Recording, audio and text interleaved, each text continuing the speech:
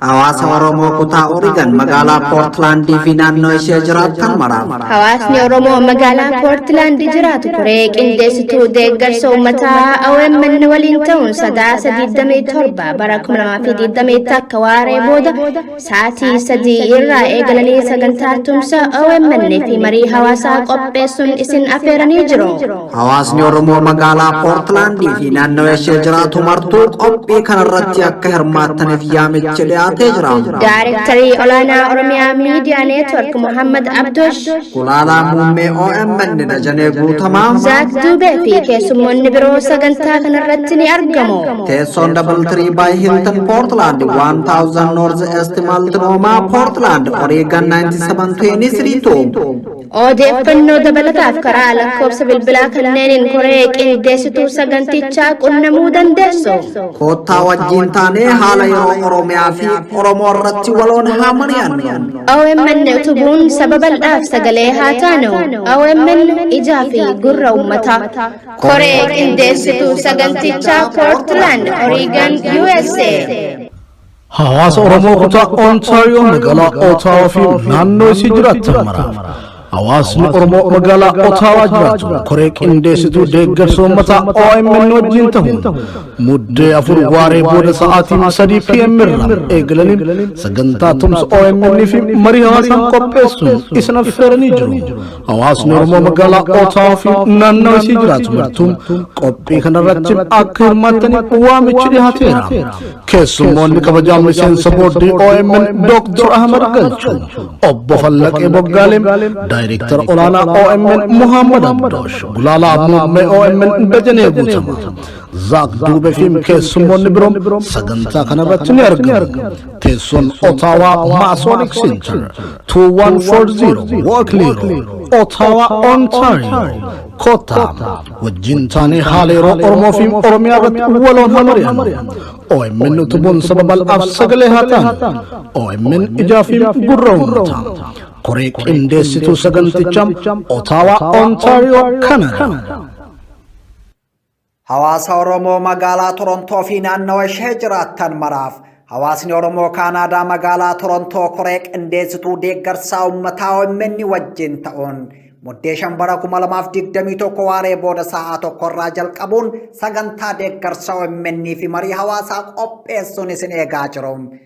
Deeggarsa miidiyaa uummata bal'aa OMN fi marii hawaasaa kana irratti uummanni Oromoo magaalaa Torontoof naannoo ishee jiraatan martuu affeeramtanii jirtu jedhu koreen qindeessituu sagantichaa. Keessummoonni sagantaa kanarratti argaman Daayireektara olaanaa OMN Muhammad Abdosh, Gulaalaa Muummee OMN Dajanee Guutamaa, Dr. Ahmad Galchuu fi Obbo Fallaqee Boggaalaati. Teessoon Lithuanian House at 1573 Bloor Street West Toronto. Odeeffannoo dabalataatiif lakkoofsa bilbilaa kanneeniin koree qindeessituu sagantichaa qunnamuu dandeessu. OMN tumsuun qabsoo uummata bal'aa tumsuudha. Koree qindeessituu sagantichaa Toronto, Canada.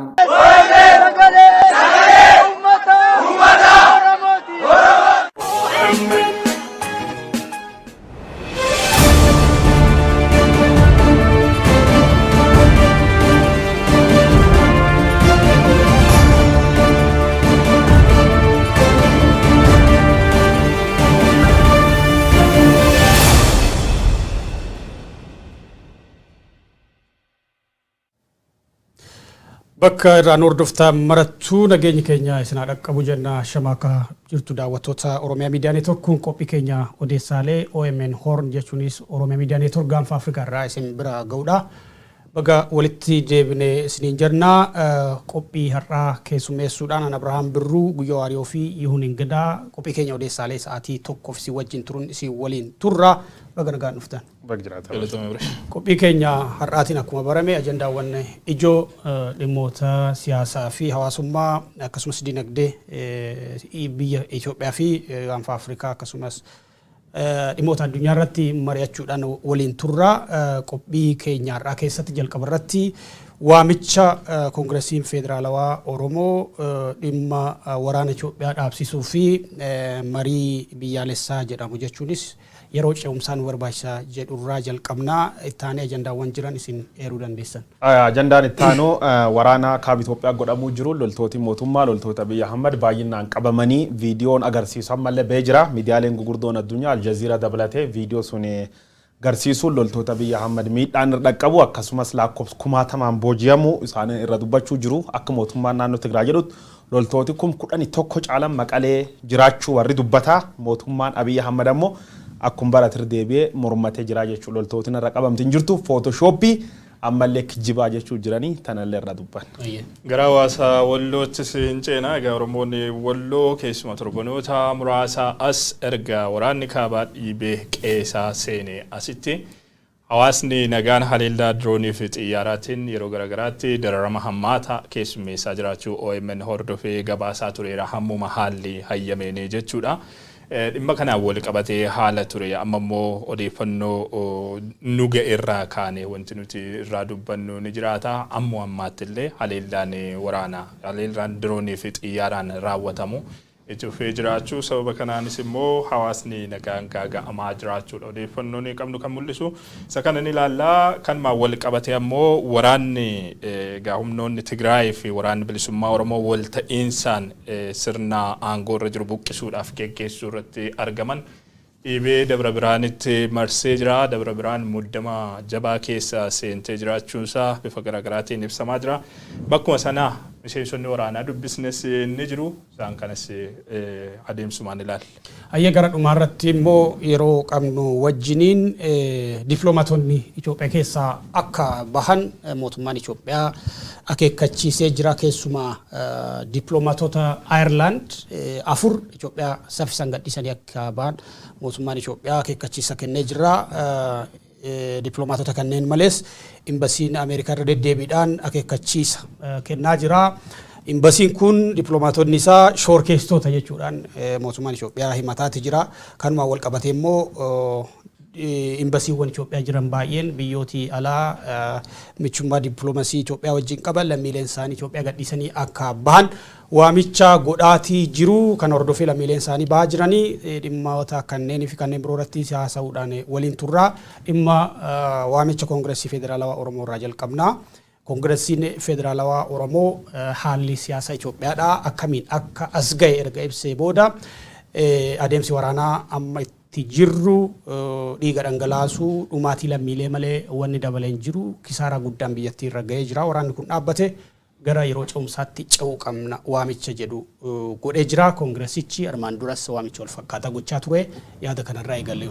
Tole egaa akkuma atiyyuu kaaste paartiilee biyya sana keessa socho'an hunda dursuudhaan jechuun bifa danda'amuun paartiin koongireesii federaalistii Oromoo haalli amma biyyi sun keessa jirtu mudachuudhaan yookaan uumamuudhaan gara natti ce'amuudhaan dura biyya kanaaf araara waliigalaatu barbaachisaa marii waliigalaa hunda hirmaachisetu barbaachisaa marii bilisa ta'een marii hundi irratti hirmaateen rakkoon biyya kanaa furamuudhaaf kan danda'u kanaaf sirni qabsoo uummataatiin gara aangootti dhufe biltsiginnaan karra banee hunda waliin taa'ee mari'achuu danda'utu irra jiraataa jechuudhaan yeroo garagaraatti gama hoogganoota isaatiin darbee ibsoota ba'aniin yeroo garagaraatti waggoota 3 arfan darbaniif sana durallee gaafataa tureera haa ta'uti qaamni gurra ergisuu fi hin argamne paartiin aangoo harkaa qabu adeemsa kana sirreessuudhaaf yookaan rakkoolee biyyattii keessa jiran bu'uurarraa furuudhaaf fedhii dhabuu isaatiin wal qabatee biyyattiin gara gaaga'ama diigama lammiileen biyya sanaa gara dararaa hammaataatti ce'uudhaaf danda'aniiru. Itoophiyaan amma biyya jettee waamuuf illee sadarkaa si dandeessisurraa geessee jirti jechuudha waamichi paartilee kanneenii hayyoota kanneenii dhagahamuu dhabuudhaan jechuudha paartiin sirna aangoo irra jiru aangoo ofittummaadhaan qabatee aangoo qabachuu qofa miti garaagarummaa yaadaa biyya sana keessa jiran rakkoolee biyya sana keessa jiran taa'ee karaa qaroomina qabuun furuudhaaf hayyamamaa ta'uu dhabuudhaan wal qabatee sadarkaa kanarra gahamee jira. Egaa koongireesiin federaalistii Oromoo ibsa kaleessa baaseen gaaga'ama siyaasaa Itoophiyaa furuu fi mootummaan ce'umsaa akka hundaa'u gaafatee jira. Mootummaa ce'umsaa kan qaama hunda hirmaachiseenidha rakkoon biyya sanaaf fala argachuu kan danda'u jechuudha wanti inni kaase. kaasanii jira. Sana dura garuu mootummaan yeroo kan qaama hunda biratti fudhatama qabdu kan yeroo gabaabaadhaaf turtu ji'a 3 haga ji'a 6 keessatti haalota deebistee bifa qabsiisuudhaaf kan dandeessu mootummaan yeroo hatattamaan hundaa'ee sun immoo mootummaa ce'umsaa itti aanee ji'oota 18 mootummaa yeroo booda dhufan immoo kan hoogganu akka hundaa'u gaafateeti kan inni jiru.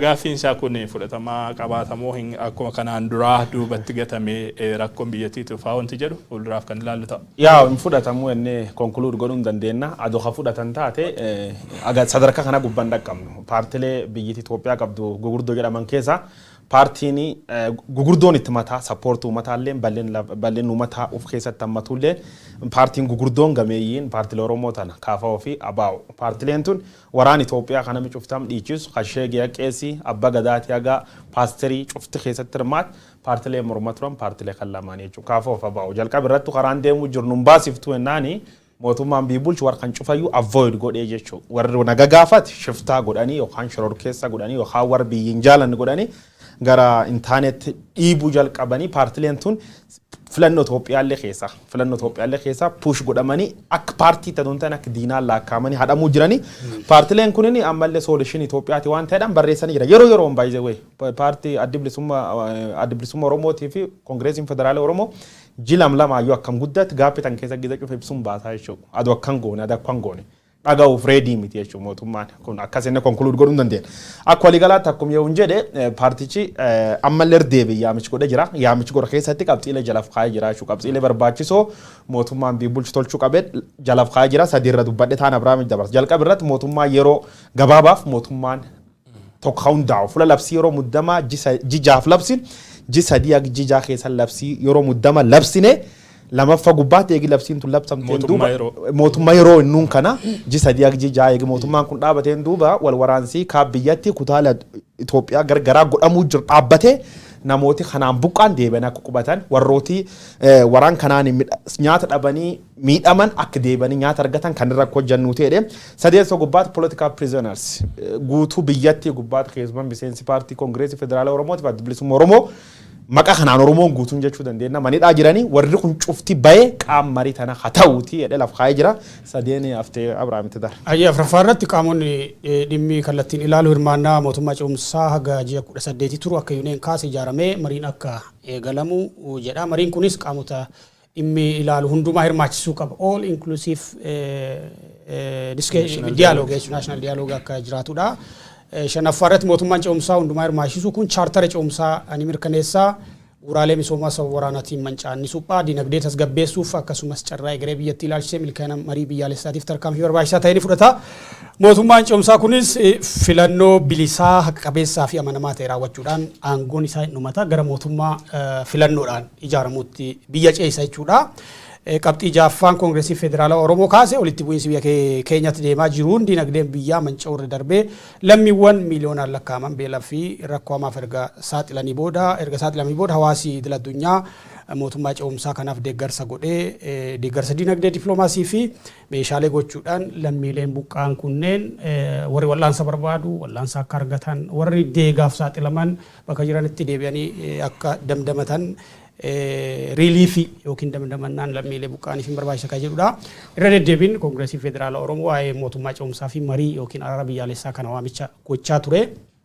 Durumayyuu osoo waraanni kun hin eegalin Itoophiyaa keessatti warra ejjennoo kana qaban keessaa Koongireesii Federaalaa Oromoo tokkodha. Paartiin kun akkuma beektan gootaaf paartii qabsoo karaa nagaa shaampiyoon gochaa turedha. Ammallee paartii karaa nagaatiin gaaffii ce'umsaa gaafataa jirudha jecha. Akka paartii karaa nagaatiin qabsaa'utti Koongireesiin Federaalistii Oromoo waan hafe qaba jedhee yaadanna. Wantan jalarraa komadhu hin qaban akka dhuunfaatti akka lammii biyya sanaa tokkootti gaafanii of ilaalu jechuudha. Sababni isaas wanni kun dhufuudhaan dura wanni kun dhalachuudhaan dura waan biyyi kun itti deemtu hundumaa irratti yeroo yerootti yaada isaa konsernii isaa waan yaaddootti ta'u hundumaa ibsee jira. Adeemsi kun nu hin baasu gara kanatti qabtaa jechuudhaan yeroo garagaraatti gaafataa tureera. Akkuma isin kaastan Adda Bilisummaa Oromoo kan qabsoo karaa nagaadhaan qabsaa'a jedhee biyya galee rakkoo irra bu'ee jirus jechuudha kan obbo Daawud Ibsaa fa'iin hoogganamus. paartileen kunniin lama ta'anii wal dhaga'uudhaan yeroo filannoo sobaadhaan biyya kana gara dabarsina jedhanittis dura dhaabbatanii lakkinuun qaama kanaa hin taanu jechuudhaan dura dhaabbatanii falmanii jiru. Yeroo waraanatti seenama jedhanis lakki waraanni hin barbaachisu, waraanni hin baasu, rakkoo Tigraayin waraana miti kan furu, rakkoon Tigraay mariidhaan kan inni furamu jechuudhaan kan isaan gaafataa turan yaada isaanii ibsataa turan akka paartilee karaa nagaa qabsaa'aniitti gama yaada furmaataa jedhamu dhiheessuutiin wanni isaan biratti hafee jira jedhee hin yaaduun hammam sochiin taasifamu quubsaadha jechuudhaaf wanti nama danqu jiraatus jechuudha. Yaadi isaanii kun akkuma ammas irra deddeebiidhaan kaasaa jirru fudhatama hin arganne, yaadni isaanii fudhatama dhabuun immoo biyyattii garamitti akka inni geesse tokko lamaan argee jira uummanni biyya keenyaas warrumti yaada kana fudhatama dhabsiises argee jira. Hireen isaanii sadarkaa kanatti balaan rabbuutiidha yaadoon osoo yaada sana simatanii ta'e.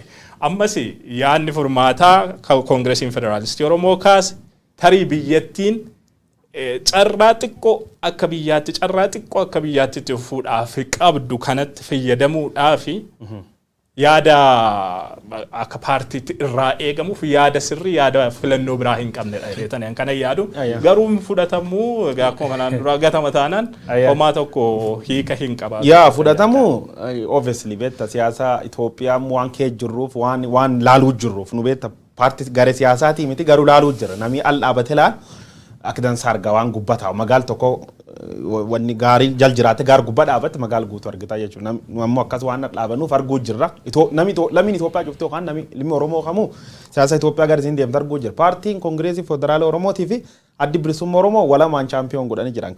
Koongireesii Federaala Oromoo haa ta'u dubbate.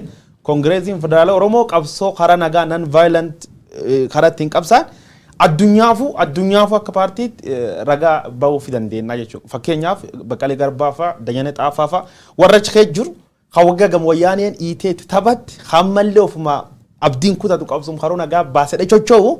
Karaa kanaan milkaa'anii jiran jechuudha. Garuu namoota hedduun paartii tana warra kooliyyee ilaalin jira. Ooliyyee jechuun dogongora hojjetanii jiranii kuniin bakka waan hin taane hojjechuu jiranii taaranii jiran na dabalate. Anuu Itoophiyaa keessa qabsoon karaa nagaa naami wanneedhaan hin jirtu is a died game. Itoophiyaan qabsoo karaa nagaatiif akka hin taane an akka badhee tagas jedhee amanaa jechuudha. Garuu warri gama abdiin kutanii deemuu jira kanaaf appreciate godhuu qabna. Lammeessoo yeroo paartileen kunniin murtoowwan jajjaboo akkasii murteessanitti warri kan maalidha kan isaan gochaa turan paartileen Itoophiyaa faarsan lallaban maal gochaa turan waan jedhan gaafa ilaaltu kreditiin jara kana gaafa jara sana ilaaltu paartilee biroo warra sirna biyya sana hoogganu biratti fudhatamaa qaban maal hojjetaa turan adeemsi isaanii maal fakkaata waan jedhu wal bira qabdee gaafa ilaaltu kreditiin isaanii sitti mul'ata. Kreditiin isaanii sitti mul'ata. Kanaafuu jeneraali mistake after mistake mootummaan Abiyyi Ahmad sadarkaan gubbaan dhaqqabee yaadne jechuudha. Filosoofii akkam qabatanii deemanii karaa konkolaataan itti baay'atu tokko bulchiinsa Abiyyi Ahmad akkas. Konkolaataa gam jirsun gam taakkee waan barbaasuun fudhachuu malee karaa kan jidduu konkolaataan dheena ijjeessa risk waan jedhan yaadu. Always success jedhee waan amanuuf mistake itti mantan adu sirreessa deema wanni acha deema sadarkaa kan hin dhaqqabnu jechuudha. Sadarkaa kan gubbaa geette mootummaan Abiyyi Ahmad gorsa kaafa'oo yookaan gorsa baa'oo yookaan gorsa eenyullee fudhataa hin dandeettu jechuudha. Garuu akka paartiitti gahee irra eegame keessa tokko qabsoo karaa nagaa jabeessu adoo dhiibamanii adoo hidhamanii adoo jeefamanii Itoophiyaa tana baasedhanii struggle godhuun isaanii is excellent job. Itoophiyaatti hojjetamu hojjetu gam xiyyaanin hojjetu kageessa dabarru. Gabaabseetuma kaasuudhaaf gaafa waraanni Tigraay eegalu aktivistooti bilisiginnaa baay'een keessuma warri Oromoo kunneen waraanni kun gaafa eegalu waraana seera kabachiisuu jedhanii eegalanii ejjennoon Koongireesii Federaalawaa Oromoo maalidha jedhanii Facebook irra barreessaa turan beektaa. Warri duruu ejjennoo isaanii ibsan. Itoophiyaaf waraanni hin baasu araara baasaa jedhanii akka paartiittis hoogganoonni paartii kanaa Profeesar Mararaa Guddinaa, Jawaar Mohaammed, Baqqalee Dajanee dabalatee of course hoogganoonni adda bilisummaa Oromoo amma maneedhaa jiranii fi hoogganoonni ala jiranis waraanni akka hin baafne mariin akka biyya sanaa barbaachisu irra deddeebiin waamicha gochaa turanii. Biyya san keessatti egaa kaampii lama sammuu bilisiginnaa keessa kan jiru yookaan kaampii juuntaa shorkeessitoota jedhanii fi kaampii bilisiginnaati kanaan achi warri ilaaluu danda'an. Kanaaf ejjennoon KFO maali ka jechaa turanii KFO'n juuntaa waliin jiramoo nu waliin jiraa yaada jedhurraa kaanii gaafsana jechaa turanii oolee bulee garuu wanni warri kun Profeesar Mararaan fa'aa jedhan Itoophiyaan moototaa dhaloota kana booda ijaaramuu akka hin dandeenye Itoophiyaan araaraa fi mariidhaan malee itti fufuu akka hin dandeenye irra deddeemiin gorsaa turanii haa ta'uuti gorsa kana dhaga'uu dhabuudhaan Itoophiyaa dhaloota tokko jenereeshinii tokko waggaa 30-40 karaa dinagdee karaa siyaasaa fi karaa diplomaasii akkasumas karaa hawaasummaa duubatti deebisuu danda'eera. Gareen kuni ammas jarri abdiin kutannee waamicha gochaa jira jechuudha akka paartii biyya san keessatti seeraan galmaa'ee jirutti gara waraana Itoophiyaa kaabaatti deemaa jiruu fi dhimmoota booji'amtoota wajjin wal qabataniitti dabarraa sagalee booji'amtootaa kan Tigraay tokko fudhannee walitti deebina. Bacha Dabale, we are not Haile Gebresillase's runner. Rather than we are Abi's soldier. Abi's soldier. በትግራይ ሰራዊት የተማረክን የኢትዮጵያና የኤርትራ ምርኮኞች ያቋም መግለጫ በስልጣን የታወሩ ፋሽስቶችና ወራሪዎች ይህ አሳፋሪ የክተት ጥሪ እያደረጉ ወገኖቻችንን በዚህ እኩይ ተግባር መሳተፍ እንደሌለባቸው መላው የኢትዮጵያ ሕዝብ ሊገነዘበው ይገባል እንላለን። ስለዚህ የወገናችንን እልቂትና ጥፋት ይቁም። ከአሳፋሪ ውድቀታቸውና ሽንፈታቸው ለማይድኑ ጸረ ሰላም፣ ጸረ ዲሞክራሲ ፋሽስት የአብይ አህመድ ቡድን የአማራ ተስፋፊ ትምክተኛ ኃይልና ወራሪውና ያምባገነኑ የኢሳያስ አፈወርቂ ጸረ ህዝብ የክተት ጥሪያቸውን ውድቅ ማድረግ አለበት እንላለን። ሞቱማን ብልጽግና የሞማ ከነቲ ኢሳያስ አፈወርቂ ቀንጀለ ሙጅኒ ወሊ ገለኒ ዱጋሰኒ ኡመተ ኦሮሞዳ ፊ ኡመተ ትግራይ ረቲ አቃሳ ራዋታ ጅራን በካሜራም ከገሃነም የመጡ ወደ ገሃነም እንመልሳቸው ብለው ሲፈርዱለት ለእግዚአብሔር ሰጥቶታል። እግዚአብሔር ደግሞ ፍርዱን ይሰጣል። እናንተ ግን ልጆቻችን ናችሁ። ሳታውቁ ያጠፋችሁ እውነት መስሏችሁ የተቀበላችሁ እንጀራ ፈልጋችሁ የመጣችሁ ልጆቻችን ናችሁ። ከናንተ ጋር የሚያጣላን ነገር የለም። ከጭቁን ህዝብ ጋር የትግራይ ህዝብ አይጣላም። የትግራይ ሰራዊት እንዳያችሁት ምን ዓላማ ይዞ እንደሄደ ያውቃል። ከዚህ ሲወጣ ወደ ትግል ሲገባ እናቱ ተደፍራበት እህቱ አልደፈርም ስትል እግሯ ተቆርጣ እጇ ተቆርጣ አባቱ ታርዶ የሞተ ሬሳ በእሳት የሚያቃጥሉ አጋንንቶች አይቶን የሄደው ግን ታርጌት አለው። ማኑ ጠላቱ እንደሆነ ያውቃል። ታርጌት አለው። ምክንያቱም ለዚህ ያዘዙትን የደሃውን ልጅ ወደ እሳት እያስገቡ የሚፈኩሩትን ነው የሚፈልጉት። ይሄ ነው ታርጌታቸው። የደሃ ልጅ ምን አደረገ? ምን አጠፋ? ለትግራይ ህዝብ ታዘው ነው እንግዲህ አድርግ የተባለውን ያደረገው። ስለዚህ እኔ ነገር አላበዛላችሁም። እናንተም አገራችሁ እኛም የእናንተ እናቶች ነን፣ ያሉትም ወንድሞቻችሁ ናቸው። ምንም የምትሆኑት ነገር የለም። ስለዚህ አገሪቷ ሰላም ያውርድላት። በመጨረሻ ላይ የና አብይ ውድቀት አይተን በዛ ድል ላይ እንገናኛለን። እግዚአብሔር ይስጥልን። አመሰግናለሁ። ጨርሻለሁ። ጦርነት ይቁም። We are not Haile Gebresillase's runner. Rather than we are Abi's soldier. Kan daawwatanii deebitan kun booji'amtoota waraana Itoophiyaadha.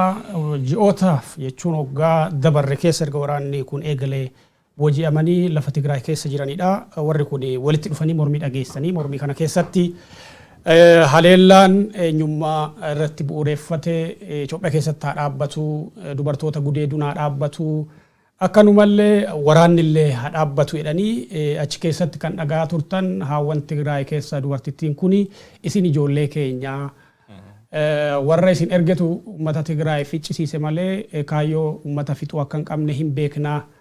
Gara fuulduraatti bilisoomnee Finfinnee irratti wal arginaa diinummaa isin walii hin qabnu jedhanii miidiyaalee guguddoon viidiyoo fi sagaleewwan booji'amtoota kanneenii walirraa fuudhaa jiran. Egaa booji'amtoonni kunneen akkuma jetti jalqabaa waraanni Tigraay eegalamuu keessumaa ji'oota 7 wayii boodarraa eegaleeti bal'inaan kan isaan qabamu yookaan to'annoo humnoota Tigraay jala galuutti ka'anii yeroo humnoonni Tigraay alulaa operation kan jedhamu sanaan waraana mootummaa haga booji'anii haga haleelanii Tigraay keessaa ari'an irraa eegalee warra walitti qabamaa turedha.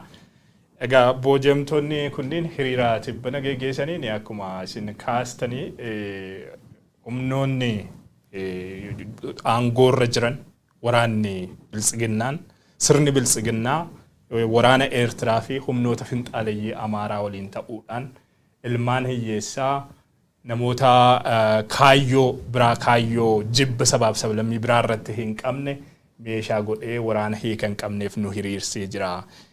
Waraana kanaan immoo ilmi hiyyeessaa hedduun dhumatee jira. Waraana hiika hin qabneef gatii kaffallee jirra.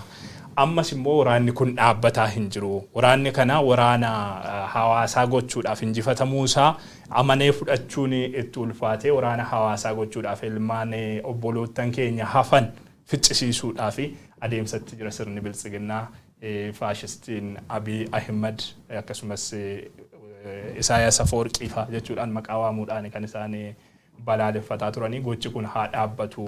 Obboloonni keenya wanta nurra ga'e arguu hin qabanii jechuudhaan wanti isaan mormaa turan ni jira. Egaa harka humnoota Tigraay hin jiru yaadonni isaanii bal'aa ture keessaa haguma muraasadha kan gabaabsinee fudhanne qabiinsi uummanni Tigraay nuuf taasisee qabiinsa gaariidha. Galateeffannaa uummata Tigraayin jalqaba irratti bineensa godhaniiti kan nutti himanii garuu erga booji'amnee harka isaanii seenne warrumti lol irratti banne maal akka isaan ta'an arginee jirra jechuudhaan isaaniin illee yoo isaan galateeffatantu mul'ata. Egaa waraanni kun jalqaba irratti Photoshop jedhamuudhaan baacaa dabalee fayyine warra ganamee turedha. Ammas irra deebiidhaan immoo miidiyaalee addunyaatiin gaafa wanni kun bahee dhihaachuutti ka'u jarri kun Photoshopidha, viidiyoo qindaa'edha. TPLF dargaggoota Amaaraaf naannoo Amaaraaf Affaar keessaa booji'e iyyuu hin jenne waraanaan humnaan qabee garasitti geessee fi akkasumas loltoota isaa kan leenjisetti huccuu waraanaa warshaa huccuu Almeedaatti hojjechiisee itti uffisee bifa kanaan viidiyoo qindeesseeti kan inni raabsaa jiru jechuudhaan faakti cheek faawwanti isaanii dubbataa jira lama ganamuu fakkaata. Guyyoo ati waa'ee Photoshop kana irra deebiin dubbataa ture. Yaa waa'ee Photoshop kana irra deebiin dubbachaa ture. Photoshopiin dura ibsi ministeerii Haajaalaa Itoophiyaa baas kan fakkaata. Ministeerii Haajaalaa Itoophiyaa kan qofaa miti gaafa waraanni Tigraay Maqalee deebi'ee loltoota baay'ee kumaatamaan lakkooftu Maqalee kee paaraad godhanii agarsiisan abba baacaa dabalee Photoshopii Hayilee Gabrasillaasee irra fudhatanii uffata tuwwisanii nu daawwachiisanii jedha. Ani Photoshopii nama ganga'u hin beeku production isaan beeku dhuga dubbachuuf yoo suura ta'e exaggerate gootee tolchuu dandeessa. Sun viidiyoo footage loltoota Itoophiyaa hin mul'atti nama lakkoofsi hin qabnetti uummatatti kittadhaanatti qoblaa magaala keessa oofa turanii achirra jalqabee akka waraana Itoophiyaa kuniin wanni mootummaan Itoophiyaa himatu kijib ta'u keessumaan naa qulqulloofte jechuudha. Eegi waraana jalqabee mootummaan Abiy Ahmed sobaatum ture. Sobii mootummaa kanaaf probably imaammata fudhadha. Mootummaa Dr. Abiy Ahmed hoogganuuf sobii imaammata. Imaammata kan akkam godhanii eegi instituushinii balleessaniin booda Itoophiyaan instituushinii hin qabdu. Itoophiyaa biyyiiteedhaan nam tokko amma Abiy Ahmed kophaa fi Itoophiyaa. Abiy Ahmed waan tokko labsa namoota sammuutti yaadanii waan sun xiinxalanii wanni kun riizinii loojik irratti hundoofte wanni kun dharaa wanni kun dhugaa jetta. Evidensiin qabda achi riiziniin fudhatta loojikii kan keetii walitti ilaalte kun dhugaa kun dharaa jetta. Nam sammuu agas yaaduu danda'u kaanin midhanii kaanin ijjeessanii kaan maqatti baasan akka bineensaatti ilaalanii jechuudha. Warroota xiinxal kan hin dandeenye yookaan adoo danda'anii qarshiin hin bitu hin sodaachisu lubbuutiif fiitiif jecha maal jedhan soban sittim liqimsii jedhanii uummata liqimsiisanii jechuudha. Maal jedhan kuniin Photoshopii kuniin Hayilee Gabrasillaasee Photoshop hojjetanii amanaa jedhan. Ina manuu ette loltoota Itoophiyaatti mata ette gaafattennaan maaliif sobnu sitti amanuu diddaa jedhanii ijjeefama uummata Itoophiyaa fuula ijjeefama afaan qabate of keessa koblaa jechuudha. Hiriiroo yaamaniin baa namni hiriirsiiba cufti baay'ee weessitti amanin seen jiraachuuf jecha uummata Itoophiyaa bar wayyaanee illee uummati Finfinnee kun akka nu hiriir baa ture jechuudha. Kumaatama dontaa miiliyoonii afranuu sadeenuu kajiru baa ture jechuudha. Kun guddoon ajaa'ibuun qabu. Wanni kun sadarkaa akkam gubba jirraa jennee sadarkaa sobii sadarkaa nam dhuunfaatiin akka piroojeektii jalqaban biyyatti guutuu dhuunfatee jira jechuudha. Itoophiyaan amma akka biyyaa kijibuu jirti. Akka biyyaa biyyituuf dandeettu biyyittii uummata Afrikaa irraa uummataan lamaffaa biyyittii guddoon agas geettu am sobaan addunyaa gubbaatti tuffatamte sadarkaa kan gubbaa wanni siin geetteef tokko sababa waraan kanaati jechuudha. Isteeppii waraanaatti sitti hima sobii akka jalqabee waraanni kun Tigree guyyaa 15 daara baasanii sirbani. Raayyaan dhufe misooma fa'a chaw juuntaan faan sirbame raayyaattis biyyaatiin bazaraachuu hidirasu duqqeetti ta'anii waan hedduu eeginutti maniin duuba loltoota kumaatamaan katama keessa oofan argine jechuudha. Argine rifanne abba baacaa dabalee gad ba'ee Photoshop ta'uu nutti nu miidiyaa keessa jirra production viidiyoo hojjechaa oolla nama gas gahalaan argin Photoshop jechuun nutti ulfaatte jechuudha. Dhugaa argine baqan. Halammeessoo kanallee wal qabatee haala akkuma viidiyoo tan Aljaziiraa fagarra gallakkisaniini ijoollee tana share godhe mootummaan Itoophiyaa ibsa akka inni baas hin beeka bakka akka inni gad ba'e morma ifa beeka gad ba'e maal jedhee huccuu naqanii gadhiisanii jedhan. Loltooti sun afaan isaan dubbatan arga jirra. Loltooti Itoophiyaa sun fuul maatii fuul hin beektan amma ijoollee dubbatti sun namni beektan adoo sila dhugaaf namni dhaabatu gad ba'anii dubbachuu qabanii jechuudha. Itoophiyaan sadarkaa kan gubba jirti jechuudha. Sobaan akki maammataa sob qabatanii Itoophiyaa sobuma diig sobuma balleesse jechuudha. Nam sob nam kijibu nama lubbuu namaatiin gaagam taphata kijibu rabbiillee biriin jiru Itoophiyaa sababsuniif nyaatamtee jedhee amanaanin yoo. Ayyee jalqaba sobni kun ka eegale gaafa loltooti Tigraay biyya isaanii magaalaa guddoo Maqalee dhuunfatanii loltoota 6,000 haga 7,000 ta'an Tigraay keessa hiriira galchanii booji'amtoota agarsiisan miidiyaaleen akka New York Times, The Economist, CNN dabalatee miidiyaaleen addunyaa guguddoon prisoners of war yookiin booji'amtoota waraanaa jedhee gabaasee ture. Guyyaa sana baacaa dabalee waan jedhe keessaa isin yaadachiifne gara marii keenyatti deemna.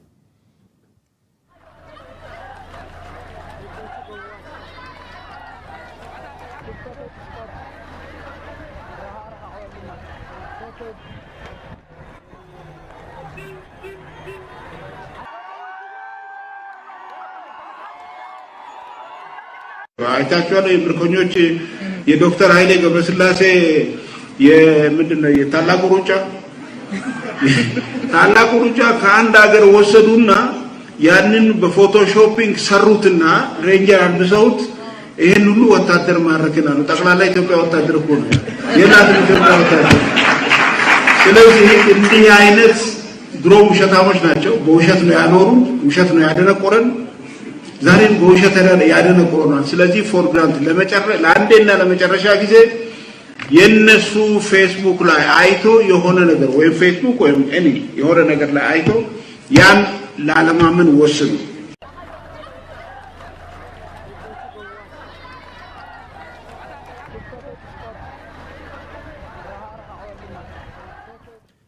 kanuma takataka beeyta amma የኃይሌ ገብረስላሴ ታላቁ ሩጫ bakka wayitii fidaniit photoshoppii godhanii booji'amtoota waraana Itoophiyaati warri deeman sun illee gaa hin deemu tarii warra fiigichaati jedhamu warri kun wanta taa'u akkam laa baay'ee jechuun anamma teeknooloojiin photoshoppii bakka kana ga'ee jira amma Hollywood taalaaquu ruucaa yookiin Itoophiyaan Great Run fidee akka kana gochuu hin danda'a kan jedhu gaafii kan nattumaa jiru warri kun maaliif kana godhuudha warri kun maaliif kana godhan gara jalqabaa irratti waraana Tigraay gaafa eegalan olaantummaa seeraa jedhanii eegalanii achi harka fashalee Tigraay deebitee alulaa opereeshinii alulaa sanaan gaafa Maqalee qabatan guyyaa 10 keessatti lolaniiti deebi'anii magaalaa guddoo qabatan achi immoo duula jiraachuu dhabuu Itoophiyaa የህሉና ዘመቻ አይዳኒ አማሞ ሰደርካ አማትሞ ኒዮኮሎኒያሊዝም የቹን ፓን አፍሪካኒዝም ለሊሳቲ ዱላ ወርሊጣ ኢትዮጵያ ረት በነኒዳ ዱላ ከናሞ አፍሪካን ለን ወሊና ባቴ ቆለቹ ቀብዱ የቹዳን አከሲት ኢማጂናን ከናፍ ማሊፍ ከና ጎዳኒ ወራና ከና ሞቹ እንደንደኘ ዱጋን ኢሳን አርካ እንጅርቱ ከናፍ ሶቡ ማሊፍ ለኖ ወርኩን አርካ ቀቡ እንጅሩ anamma miidiyaan Itoophiyaa waraana kana mo'achuudhaaf waan hundumaa harka qabu ture baay'ee. Itoophiyaa National Defense Force jechuun militariin Itoophiyaa Afrikaa gubbaatti maqaa guddaa qabu. Humna guddaa qabu karaa faayinaansii, karaa loojistiksii, karaa baay'inaatiin waraana Tigraay mo'achuu danda'u isaan harka ture. Air Force, Special Force kan naannolee harka qabu ture. Waraana Eertiraa fayyadamanii jiranii Somaaliyaa fayyadamanii jiranii har'a immoo oduu simbirtuu Aljaziiraan baasen United Arab Emirates droonii teknooloojii waraanaa United Arab Emirates fayyadamuu isaanii ragaa saatalaayit imaajinanii irraa arganne jedhan. Warri kun waraana kana mo'achuuf miidiyaa dabalate miidiyaa 40 ol televiziyoonii Itoophiyaa keessa jiru. Waa'ee waraana kana malee waan biraa waa'ee mo'icha waraana kanaa oduu sobaa gabaasuu malee wanni isaan dalagaa turan hin baane hin turre jechuudha. Osoo mo'achuu danda'anii waraana kana akkuma isaan jedhan 7 keessatti waan fixuu danda'an garuu dhugaan isaa waliin waan hin jirreef photoshoppii fi oduu sobaa baacaa dabaleefa artistii turedhan so hojiidhuma artii sanaan itti dhufee tarii caalaatti bu'aa qabeessa ta'uu danda'a laata dheetanii yaada wantoota akkasii gaafan ilaalu. Egaa ammas maaliif waraana kan injifachuu dadhabanii kan jedhuu fi inni guddaan deebiin guddaan soba natti fakkaata. Waraana kee waraana siif jedhee lubbuu isaa kennee gammoojjii sana keessatti rakkoo sana bu'aa ba'ii sana hundumaa keessa darbee siif lolu har'a booji'ametti as deebitee gaafatti footooshooppii dhattee gantu inni hafe inni isa duuba jiru maaltu itti dhaga'ama miira kamtu itti dhaga'ama soba gantummaa kana dhadheetan kanan yaadu malee hidhannoo dhabuu miti hidhannoo taanaan United Arab Emirates faa haga diroonii hidhachiisuutti mootummaa Itoophiyaa duuba akka jiran har'allee ragaan mirkaneessee jiraachuudha akkuma sila kaastee Aljazeeraan faa kan gabaasaa jiranii baay'ina namaa dhabuu miti waraanni akka jiruun harka isaanii jira xiyyaarri waraanaa harka isaanii jira kallattii hundumaan itti cufee jira akka gargaarsi alaallee hin qaqqabne Tigraayini kana hundumaa osoo of harkaa qabu muuxannoo yeroo dheeraa qabudha waraana Afrikaa keessaayyuu waraana jabaadha jedhamu osoo of harkaa qabu injifatamuu isaatiif inni guddaan soba jara kanaa jedheetanii an kana yaadu sababni guddaan kanadha. Egaa ammas humna kana ganuu irratti kan argaman waraana kana deebisanii irra deebiidhaan ganuu irratti kan argaman Itiyoo Faakt Cheek faa gabaasa baasan kanaanii viidiyoo qindaa'edha jedhanii viidiyoo qindaa'e ta'uu isaatiif dargaggoonni kunniin Affaarii fi Amaara keessaa warra ijoollee butaman ta'uu isaaniif wanti isaan argisiisan hin jiru ragaadhaan wal qabsiisanii wanti isaan amansiisan tokkoyyuu hin jiru. Hololaaf kan TPLF itti fayyadamudha. Itiyoo Faakt Cheek qaama mootummaati. Hololuma dhaaba baacaa dabalee faa tamsaasaa turan sanaan olitti waan ilaalamu miti jechuudha. Itiyoo Faakt Cheek jechuun warri hundeessayyuu mootummatti hundeessa. Akkuma waraana kun jalqabeen Itiyoo Faakt Cheek jechuun uummata Itoophiyaa mataa hidhuuf waan fuul miidiyaa hawaasa gubbaa jiru kan to'achuuf Itiyoo Faakt Cheek jedhanii baasan oloolu bakka EBC faa Waaltaa faa yoo qabeettan taate agasuma qabadda. Shumatee gizaa fayyinoo gara manatti bakka warruma akkasii tolchaa amma yeroo baay'ee waliin ajaa'ibu waraanni Itoophiyaa kunini dhuguma nyaatamuusaa addunyaan irra walii galtee jirti jechuudha. Yeroo dabreerra dubbanna jirra gabaas BBC'n faan hojjetan keessatti waraanni Itoophiyaa nyaatamu dadhabuusaa addunyaa walii galtee jirti. Addunyaa qofaa miti gochi sadarkaan muummichi ministeera amanee jira bitta. Loltuun Itoophiyaa hagaaf Afrikaa eeguun sadarkaa dura irratti argamta. Ameerikaan faan itti amantee Soomaliyaa, Keeniyaa, Tanzaaniyaa, Ugaandaa keeyyaatee waan fettudha tulchetti Rebel Group garee riphee lola TPLF fi waraan bilisummaa Oromoo dadhabde uummata nagaatiin loltoota poolisiitti bobbaasanii maanitti bobbaasanii dadhabne uummati nagaa hidhadhaa jedhanii muummichi ministeeraa dhuma irratti duulee jechuudha. Loltoota Itoophiyaa tun sadarkaa kanaa nyaatamu isaanii maalti ga'ee onaan jette yoo yaayyuu dubbatti.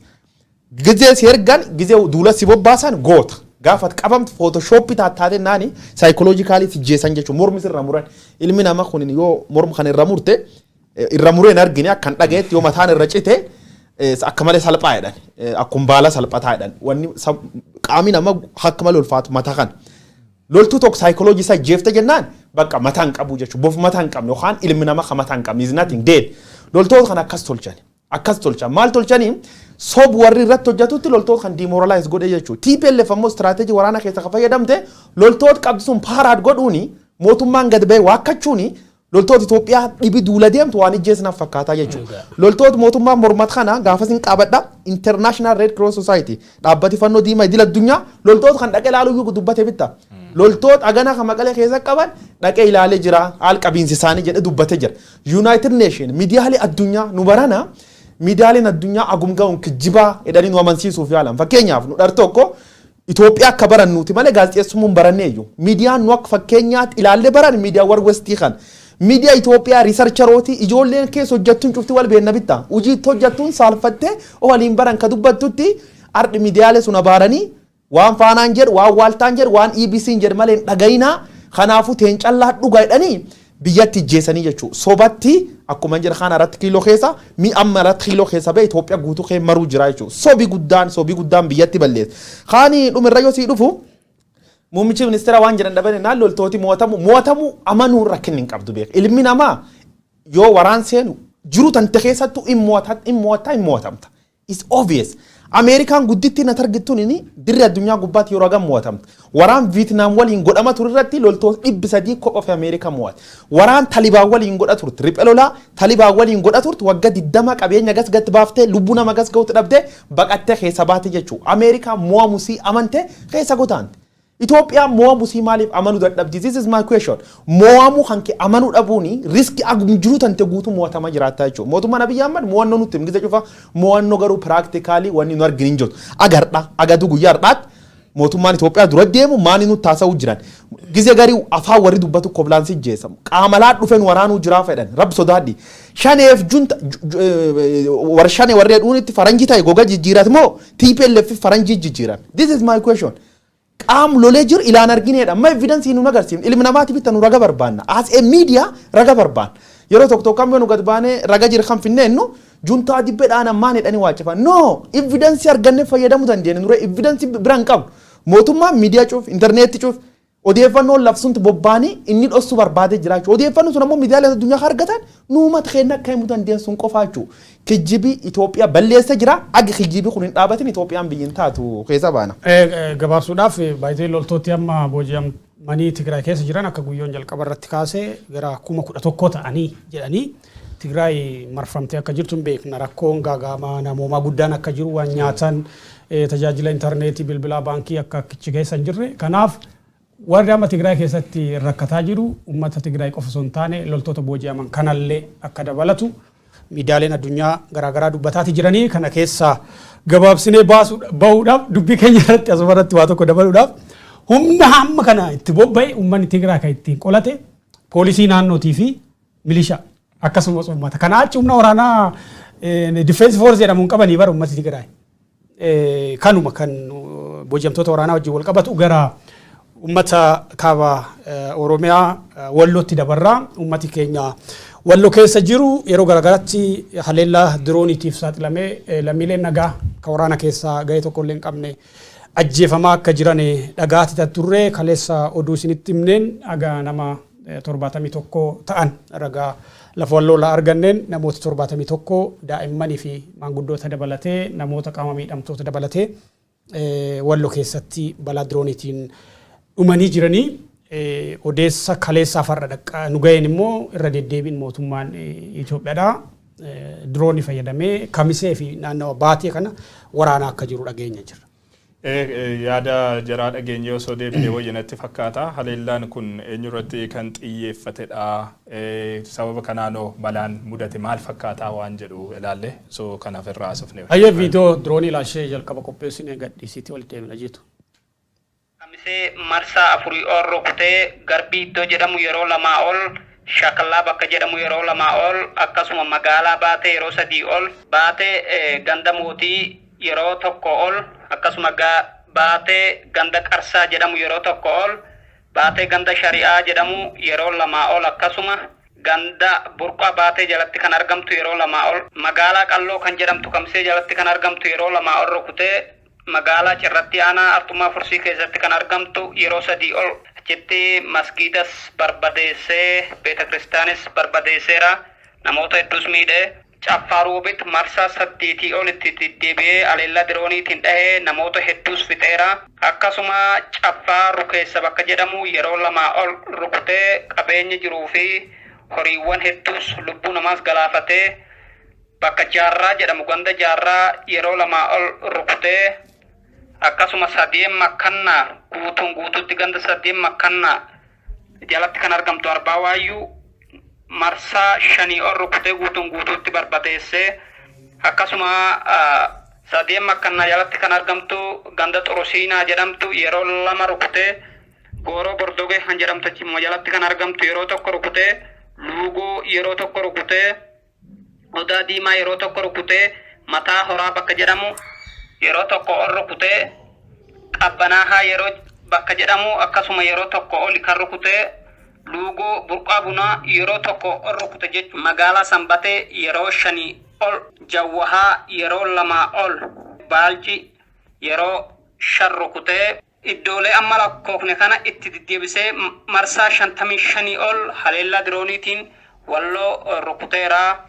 Namni hanga ammaa du'ee ragaa harkaa qabnu maqaadhaan kan du'ee dhabameeru jiraa fi jiraatu dhabuu shakkii malee jechuudha kan adda baafanneerru nama 71 gaheera lubbuun namaadhaa. Egaa taatee baay'ee gaddisiisaadha wanti dhagahaa jirru kuni gocha diinummaa sirni aangoo irra jiru Oromoo Walloo irratti qabu ifaan ifatti kan mul'isudha. Akka nama kanarraa dhageessanitti lafti Walloo haleellaa diroonii kanaan hin haleelamin xiyyaaraan hin haleelamin waan jiru natti hin fakkaatu. Marsaa 55f kan kaleessaa kan har'aafaa kana osoo hin dabalatin jechuudha. Marsaa 55f dirooniif xiyyaaraan godina Oromoo Walloo godina saba Oromoo Walloo rukutee jira waraanni Abiy Ahmed.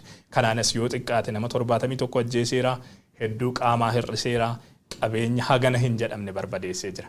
Kaleessuma kaleessa haleellaan xiyyaaraa kun itti fufee jiraachuu warrumti mootummaa ofiin jettu mataan ishee wanni isheen ibsaa turte ni jira. Amma kaleessa dubbii himaa ministeera mootummaa ministeera kominikeeshinii mootummaa namni jedhamu Dr. Laggasee Tulluu namni jedhamu magaalota Baatee fi Kamisee keessatti kaleessa haleellaa xiyyaaraa raawwachuu isaaniidha kan isaanii ibsanii. Haleellaa dirooniif xiyyaaraa raawwatame kanaan immoo ajajoota waraanaa 12 ajjeefne jechuudhaan wanti isaanii bifa sabbar zeenaa yookaan oduu simbirtuutiin ba'anii labsan ni jira. Miidiyaalee meeshaalee holola mootummaa ta'an kanneen akka Faanaa fa'a ETV fa'ini jechuudha. Egaa nama ja'a qondaalota waraanaa ja'a ajajoota waraanaa ja'a Baateetti ja'a immoo Kamiseetti ajjeefne jechuudhaan kan isaan himanii. Bifa kamiin qondaala waraanaa ajjeesuu isaanii kan isaan ittiin adda baasanii wanti jedhu akkuma kan faakti cheekii silaadha kan sitti ta'u gaaffii sitti uuma. Egaa haleellaan kun xiyyaaraan kan isaan raawwatan dirooniidhaan kan isaan raawwatanii ajajoonni waraanaa dhumu namni biraan dhumu yookaan loltoonni idileen biroon dhumu maaliin kan isaan adda baafatan. Waraanni mootummaa bakka sana haleelamee erga badee tureera. Caasaan mootummaa bakka sana diigamee erga manca'ee badee tureera. Maalirra dhaabbatanii Dr. Laggasaa Tulluu fa'aa qondaalota waraanaa ajjeefne akka isaan jedhani gaaffii kan namatti ta'udha. Kanumaan wal qabatee namoota garas jiran keessa miseensa waraanaa garas jiru miseensa waraanaa bilisummaa Oromoo garas jiru irraa haleellaan kaleessaa maalirratti kan fuulleffate ture jennee gaafannee jirra. Isaan immoo wanna isaan jedhan dhageenye gara dhimma keenyatti aanutti ceena. Dirooniin kun uummata qotee bulaati kan baqatee baadiyyaa keessa jiruu fi konkolaatama dhaabbatu gartee konkolaatama saana kan malee humna waraanaa tokko dhawutti hin jiru beektaa tooftaa hedduun fayyadamaa jirra. Dirooniidhaan humna waraanaa tokko dheen qabu makiinaa garuu dabee dhaabbatu kana faratti haati kaleessamma dabrasiina asitti ciraameedatti makiinaa eloksii takka gube Yaaqoobittis makiinaa tokko gube kanuma malee kanii achi midhaan qotee bulaatti kan gubutti jiru. Waraana waa tokko godhutti hin jiru. Isaan ammoo meeshaa guddaa qabu meeshaa kiiloo 200 ta'u waa tokko godhuu hin dandeessu. Isin warri miidiyaadhaa odeeffannoo uummata keenya gara miidiyaatiin kennaafidha. Mootummaan kun abba jaalate abba jibbe cabee jira kufee jira humni isaa laaffatee jira. Akkanumaan agartee diroon ayyariidhaan qabee uummata miskiina qotee bulaa midhaan qotee bulaa gubee miidhutti jira malee waa tokko bu'aan inni buusitti jiru tokko hin jiru.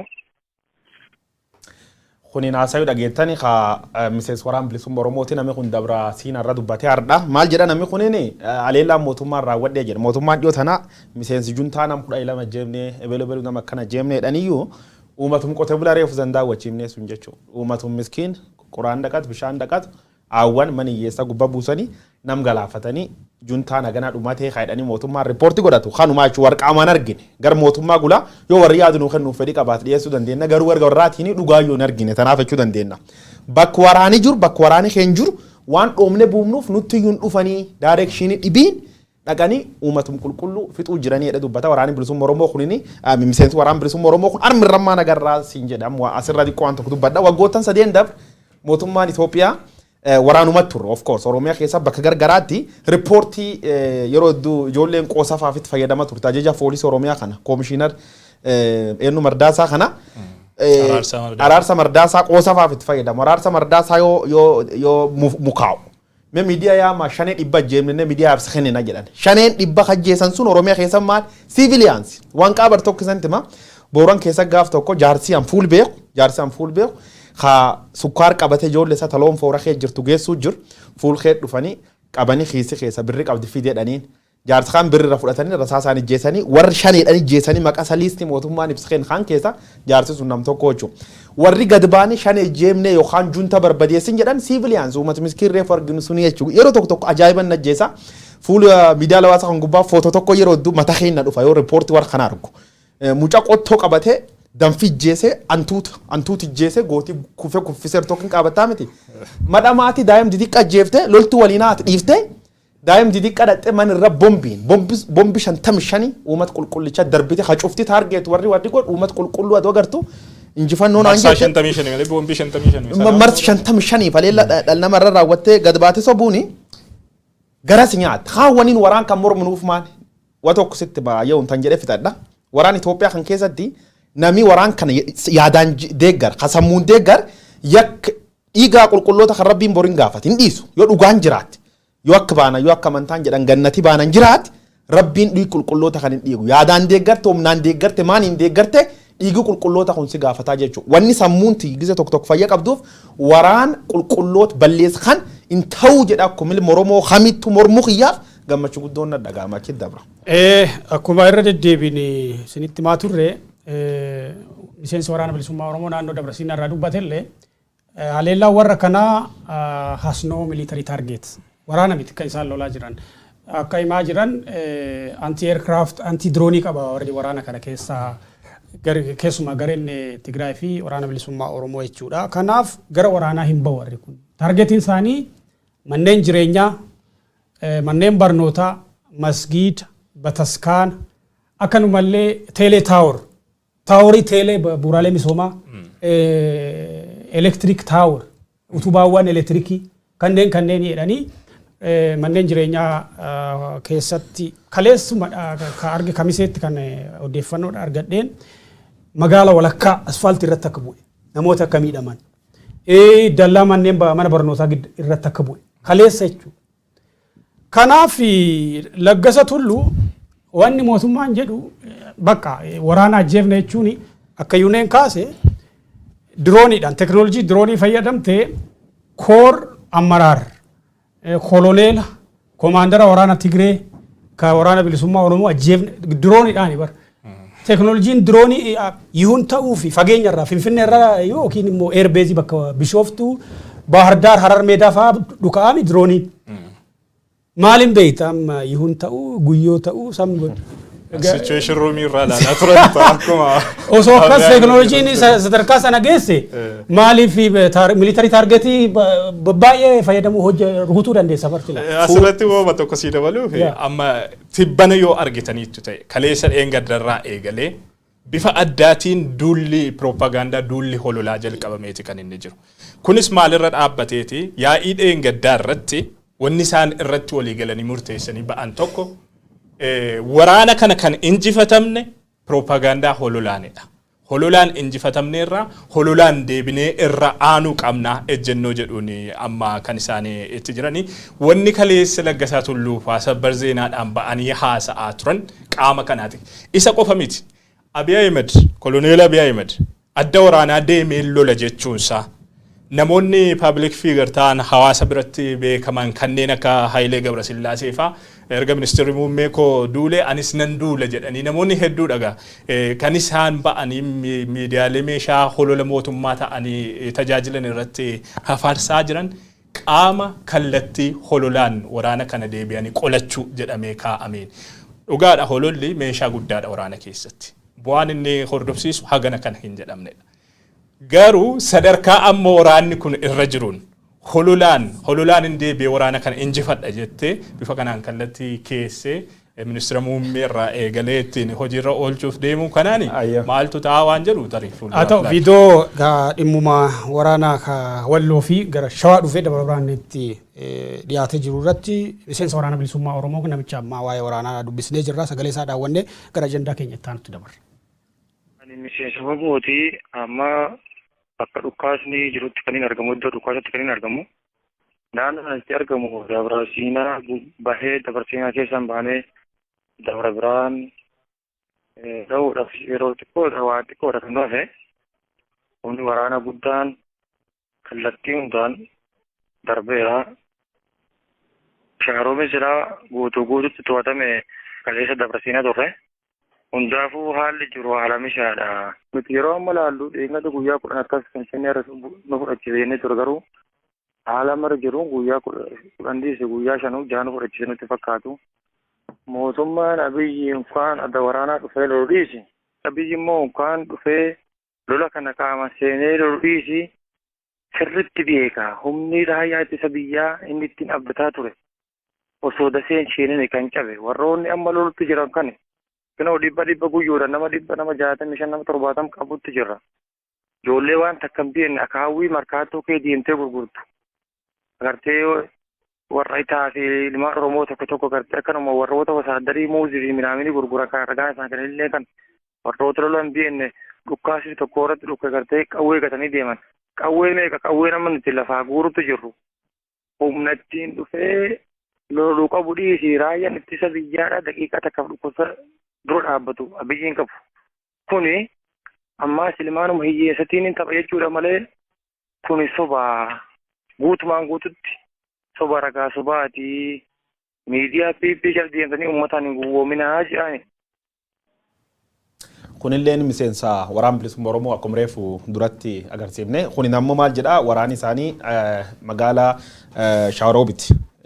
Shawaroobiti wanni jedhee Dabra Siinaa wanni dhufe amma naannoo Dabra Biraan jiraadha. Dabra Biraan jechuun kiiloomeetira 130 magaalaa Finfinnee irraa fagaatti armatti waan kana soorsi keen imuu jira dhuga dubbachuuf waraan mootummaallee keessaa warri mootummaallee waan dhibinutti imuu jirani waan kanaan wal qabate yaadu wanni hin jenne qondaal mootummaa ka waraan kee jiru tokko eda argee asobsiisa ture maal naan jedha bor kamise qabanna guyyaa lam calla keessa nu daawwadhiidhaan bor waraan kamise keessa shifta dhoomni baasuu jirra nuun jedha warri ammoo Dabra Biraan jiraachuu nutti hima taaftammoo uummati jeej walumaan goona laaluma jirra am kanaan wal qabate komaand poostiin war Tigraayilleen ibsa baasa jira magaalii Dabra Biraan saati amma jeequmsa makee jiraachuu nama akka malee konfidensi dhabe namni horii jiraachuu dubbatama kanaan wal qabate komaand poostiin Tigraay maal jedha magaal keessatti dabalate mishigii qotachaa waan jiraniif uummatu feegachuu qabaa waan jedhan kaasanii jirani Dabra Biraan keessatti ammoo itti gaafatamaan waajjira bulchiisaaf nageenyaallee hidhamu miidiyaalee mootummaa gabaasuu jirani faanaan faanii namni kunini garee TPLF warra looye seene looye baran looye jechootu majaa'iba dhageenne baran loo akka bofaallee looye seene qaqqabanii hidhaa galchanii finiif gadhiisanii warri waraana bilisummaa Oromoo waan dhibiillee dubbatee jira yoo gabaabsiti darii keessa baana. Amma namni kun akka jedhanitti inumaa kan karoorsiniin olitti saffisaa jira waraanni kun jechuudhaan kan inni nuuf kaase sadarkaa guyyootaatti gadi buusaniiti beektee kan isaan haasa'an adeemsammatti jirru guyyoota keessatti waraana kana nu baasnaa jechuudhaan kan isaan kaa'ani asirratti wanti si gaddisiisu namoonni waraanaaf sirni Abiy Ahmed itti fayyadamaa jiru namoota sagalee dhukaasaa dhaga'anii birratanii qawwee gatanii fiigan qawwee gatanii baqatanidha qawwee funaanaa oollaa harkaanidha kan qabaa oollu jechuudhaan kan isaan kaasan miseensi waraana bilisummaa Oromoo kuni hedduun isaanii ilmaan hiyyeessaa daandii irraa qabamanii kan akaayee gurgurtu kan maal jedhamtu markaatoo faa keessaa funaananii darbee ilmaan Oromoo ilmaan haadha hiyyeessaa irra jireessaan dhalattoota Oromoodha jedhanii as keessatti waraana sana keessatti kan hirmaataa jirani egaa dhalattoonni Oromoo akkanumaan wareegama hin taane hin kaffalinaa kotta harka nutti kennadha kotta waltaanee sirna nuuf hin taane buqqifnaa jechuudhaan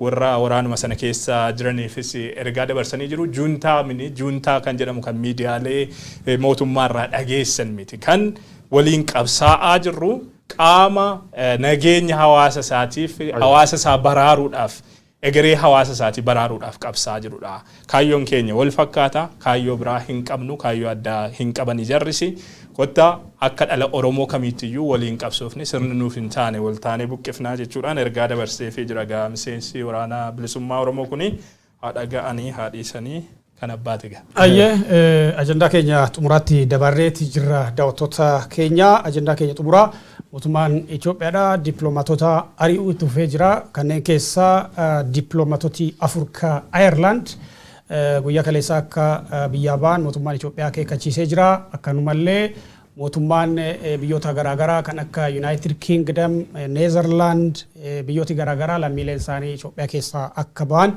waamicha gochaatii jiru egaa mootummaan Itoophiyaadha tanaan dura jalqaba irratti hojjettoota United Nation akeekkachiise biyya keessaa akka ba'anii ittaanee immoo hojjettoota United Nation baay'ee isaanii jumlaadhaan hidhee warra kana keessaa garri caalaan isaanii dhalattoota Tigraay garri caalaan isaanii immoo dhugaa lafa Tigraay fi dhiibbaa mirga namoomaa mootummaan Itoophiyaa gochaa ture waan saaxilaniif qofadha.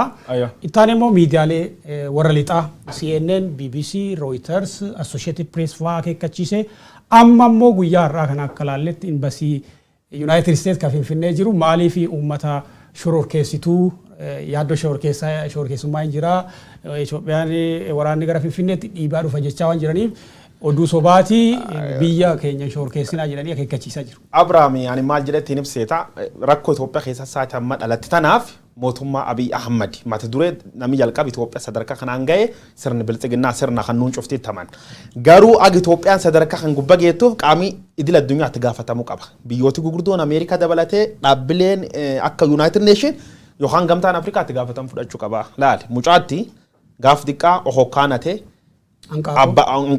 anqaaquu ati abbaan itti dhiise jennaani reeyatee dhufe sangaati jechuudha mucaan inni sangaannaa sangaan guddaa abbaan qabee dhaannaa adoo gaaf anqaaquu yookaan ohokkaanate na dhaante na reebde arda sanganatu jedhe Itoophiyaa gaaf isiin miidiyaalee biyya keessa yookaan intarnaali uummata shororkeessu jalqabte gaaf isiin ganda keessa dargaggeessumanii dhaati baaftee ijjeessu jalqabde gaaf isiin mana hiyyeessa gubuu jalqabde gaaf isiin dhaabbilee siivilii diiddee hooggantoota siyaasaa hidhaa guruu jalqabde addunyaan itti dammaddee doolar isiin namaan bitte namaan ijjeeftu sun aduu afaan qabanii sadarkaa kan gubbaa dhufte namin fixxuu jechuudha addunyaan itti dhiiftee maal godhanii antuut quufee gabbatee man kan keessa buddeen irdabre uffata kan nyaachuu jalqabe adamsuu jirti jechuudha so amma maal godhanii dhumirra dhufte gussite miidiyaa keessa baate dippiloomaatota faranjii hadhuu jirti jechuudha United Nation hojjettooti seenaa keessa namni 80-70 olii hidhamee jechuudha. Ardhammoo Ameerikaa warreen gitti kennan. Look, step warra kun dhuf daawwadhi jechuudha. Kanaafuu international community Ameerikaan fa'aa mataan isiin nutti gaafatama. Yeroo cufayyuu concern message concern yaadda. Kanaafuu generally mootummaan Abiy Ahmad maali machuu jiroo sa'aatii qabaadhitti dara yoo ni carra kenna.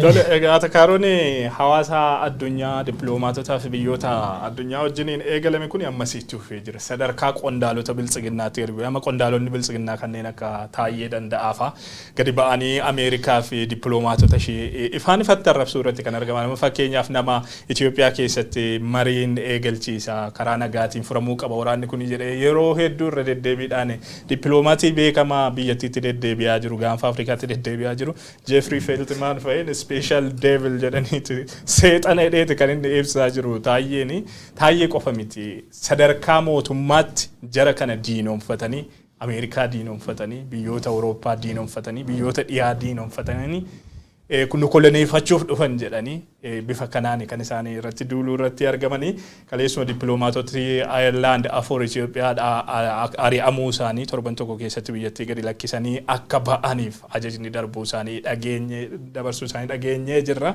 Egaa Irelandis kan irratti fuulleeffatamee fi waltajjii idil addunyaa kan mana maree nageenyaa mootummoota gamtoomanii irratti dhimmi Itoophiyaa irra deddeebiidhaan ajandaa ta'ee akka ka'u. Biyyattiin gara furmaata karaa nagaatti akka dhuftuuf irra deddeebiidhaan gaafachaa turuu isheetiin wal qabatee akka ta'e kan ibsamee jiru. Egaa biyyoonni Awurooppaa hedduun kan akka Jarmanii, Faransaay, Neezerlaand hedduun isaanii kan waammatin jira yaadu United Kingdom, UK, Britain jechuudha. Isheen dabalatee lammiileen isaanii hatattamaan akka biyyattii gadi lakkisanii ba'aniif gaafataa jiru. Tarii viidiyoo ministeerri Afrikaa kan United Kingdom Vicky Ford kaleessa lammiilee United Kingdom yookaan lammiilee Ingilizii Itoophiyaa keessa jiranii fi ergaa ittiin dabarsan sana dhageenye gara marii keenya goolabuutti yoo deemne wayyaa. The situation in Ethiopia is deteriorating quickly and British nationals should leave now.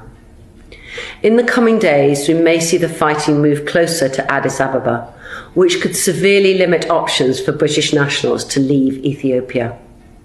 So I'm urging British nationals, whatever their circumstance, to leave now while commercial flights are readily available and Addis Ababa Bole International Airport remains open. We've made interest-free loans available to support British nationals who may otherwise struggle to afford flights back to the UK. It could become harder to get out of the country soon, and the consular support we can provide will be limited. Those British nationals who choose not to leave now should make preparations to shelter in a place of safety over the coming weeks. We cannot guarantee that there will be options to leave Ethiopia in the future. Please continue to follow our travel advice page closely and note down our urgent help number. That's 011 617 01 00. Thank you. Itoophiyaan dippiloomaatota gaggeessuu imbasiiwwan Itoophiyaa jiran lammiilee isaanii waamuu qofa osoo hin taane ofii ishee addunyaarraa adda cituudhaaf imbasiiwwan 30 cufuusee quba qabdu daawwattoota keenya. Kuni egaa bu'uurri isaa maa inni diinummaa warra lixaa fi miidiyaalee lixaa wajjin Itoophiyaan horatte erga waraana kana as. Diinummaan kun immoo bu'uurri isaa maayidha kan jedhu akka quba qabaattaniif ijoon yakkoota waraanaa mootummaan Itoophiyaa yakkoota sukkanneessaa yakka waraanaa yakkoota ilmaan namaa dubartoota gudeeduu ummata biyya keessaa fixuu jumlaan fixuu fi beelessuu waraana wajjin wal qabatee raawwataa ture gara waraana kana wajjin wal qabatee yakkoota kana wajjin wal qabatee immoo dhaabbileen mirga namoomaa United Nation miidiyaaleen addunyaa dhageetti qaban CNN BBC Associated Press fi Reuters dabalatee sagalee ta'aa waan turaniif ragaaleen kunneen borganama garee biltsiginnaa tana gaafachiisuuf waan jiruuf yakkoota jenosaayidii yookiin duguggaa sanyii yakkoota ilmaan namaa addunyaa irratti mana murtii idil addunyaa nama dhaaban waan ta'eef hoogganoonni waraanaa qondaalonni PP aktiivistootii fi hoogganooti miidiyaaleen isaanii bori gaafatamuun isaanii waan hin oolleef hireen isaan qaban oduu sobaa tamsaasuudhaan tortoraan rooba sodaatudha guyyoon yeroo baay'ee hireen qaban yookaan gaafatamuu yookaan immoo oduu toba tallamaan callaa waan taateef. Akka waliigalaatti jaartiin adiin Biritaaniyaatu maal jetti namni cufti qaba qatuuti warra horii hin qabneyyuu beeseteennaa liqeessinee fi baafnaadhaan mootummaan biyya lafa ka'ee biyyi tokko jeequuf mootummaan sadarkaa kan gubbaan dhufu dhuga dubbachuu danda'a. UK qofa United States UK biyyoota akka Russia Saudi Arabia biyyoota lakkoofsaan Russian indeeffatte malee durii baay'atte turte seenu yaad jijjiiratte probably Amerikaan qot walii dhaabbachuuf hangoot malee biyyoota hedduun lammiilee isaanii keessa gugachuu jiran hedduun isaanii hayyuu baqatan amma mootummaan Itoophiyaa embassy United States of America dabalate Itoophiyaan naga qabdi soba oduu soba facaasanii jedhee warra kan himachuu jira jechuun oduu soba yoo facaasan taate warri kun Finfinnee keessa nagaan hin jiru magaalaaf marfamee oduu hedduun namni baraarugee baqachuu jira miti magaali marfamu raga bitta mootummaan nu agarsiisuu jira practically dargaggooti dulla guurratti halkan roondo buluutti hin jirtu yoo nageenni jiraat ardaa ibsa lata enu kana ministera warana tursun enu Dr. Lata enu kana yadata mal jede kana yadata kun mal jede omun sodatina dargaggooti wal gurmeessanii magaalee eeguu jiran omun sodatina hoggana biiroo nageenyaa Finfinneeti magaal Finfinneeti biyyi foolisi qabdu biiraayattis biyya qaba foolisi federaalaaf naannoo qabdu dargaggeessa magaalee eeguu jiran sodaatina jechuun is a poor ways of perceiving the staff akkas bitta si ajaa'ibdi dargaggooti kun moobiin kun ammoo faranjiin diin Itoophiyaadhaan labsanii jiran dulla guurrateyaa baagga guurrateyaa faranjii tana Ameerikaan Itoophiyaa diinummaa walitti godhanii warri kun akkam sodaachuu dhaba bittan gaafiin tiitee jalqabana muummichi ministeera soda nageenya irraa akka qawwee qabatee bosona dhaqee jira duuluu jira faranjiin akkam sodaachuu jira jedhame malee ragaan qaba qoy raga qabaachuu baannullee yaa duulee nuun jedhee miti yaa duulee nuun jedhe Abiy Ahmed duulee nuun jedhee qaama holola sadaa ta'uu danda'a diin hawaasa kakaasuuf sanan okay bakki bira aga suuraa arginutti amanuu rakkisaadha ayyuu fitadhee dhumirratti wanni akka waliigalaa jechuu qabnu waraan Itoophiyaa kunini sobaan jalqabe sobumaan xumuramuu jira lubbuun namoota akkuma agarti gaagaamuu jirti tokko wanni nu qulqulleeffannee hin beenta ani nu uummatatti dubbachuu barbaadu waraani bilisummaa Oromootii fi gareen Tigraayilleen akka dansaa dura dhiibu guyyaa guyyaan nu beeksisuu jirti raga waliillee maxxansuu jirti mootummaan federaalleen dura dha'uu jiredha nuun qulqulleeffannee garuu dubbiin dhiyootu murtee argattenne yaadne.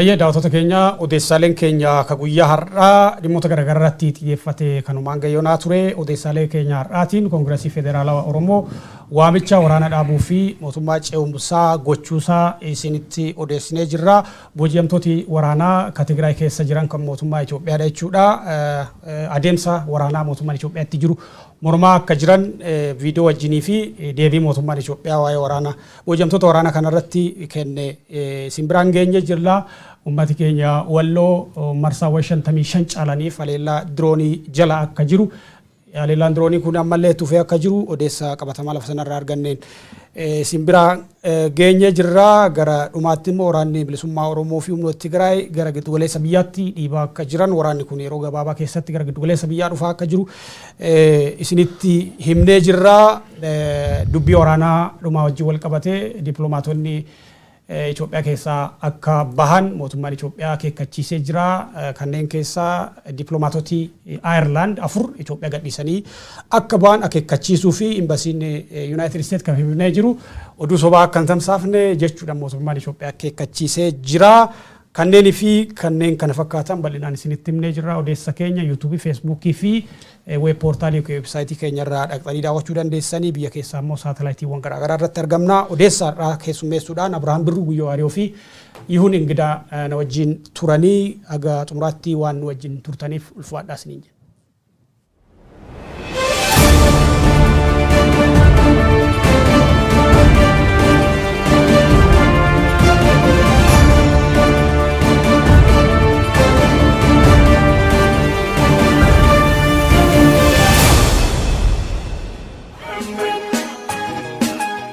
Hawaasa Oromoo kutaa Oregon magaalaa Portland fi naannoo ishee jiraatan maraaf. Hawaasni Oromoo magaalaa Portland jiraatu ture qindeessituu deeggarsa uummataa OMN waliin ta'uun sadaasa 27 bara 2020 akka waaree booda sa'aatii 3 irraa eegalanii sagantaa tumsa OMN fi marii hawaasaa qopheessuun isin affeeranii jiru. Hawaasni Oromoo magaalaa Portland fi naannoo ishee jiraatu martuu qophii kanarratti akka hirmaattaniif yaamicha dhiyaate. Directory Olana Oromia Media Network Muhammad Abdosh Kulala Mumme OMN Dajane Gutama Zak Dube fi keessummoonni biroo sagantaa kanarratti argamu. Teessoon 33 by Hilton Portland 1000 North East Multnomah Portland Oregon 9723 Odeeffannoo dabalaataaf karaa lakkoofsa bilbilaa kanneeniin koree qindeessituu sagantichaa qunnamuu dandeessu.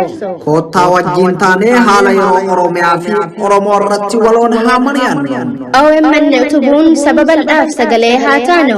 OMN ijaa fi gurra uummataa. Koree qindeessituu sagantichaa Portland, Oregon, USA. Hawaasa Oromoo kutaa Ontario magaalaa Ottawa fi naannoo isii jiraatan mara.